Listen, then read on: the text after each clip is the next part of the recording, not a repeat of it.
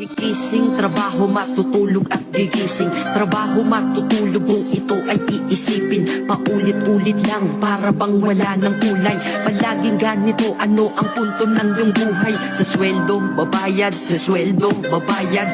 Kakasweldo lang pero ubos ang pera kagad. Ito ba talaga ang binigay na kapalaran? Hindi ka mabubuhay kung hindi mo babayaran. Mahirap pala to, sana maaga kong nalaman. Para kang malayang preso pag di ka anak mayaman. Dahil aking napuna kapag bumiyahe sa umaga. Mga tao sa paligid ko hindi rin maligaya. Tayo ay mga alipin sa moderno na lipunan. Magandang kinabukasan kailangang pag-ipunan. Pero pagkatapos nun, ano ba ang kasunod? Ika'y magkakasakit, mamamatay ka ng pagod. Di ba napakalupit? Ganito ba talaga? Habang nabubuhay ka, pera ang mahalaga. Kaya magtrabaho ka, magbanat ka ng buto.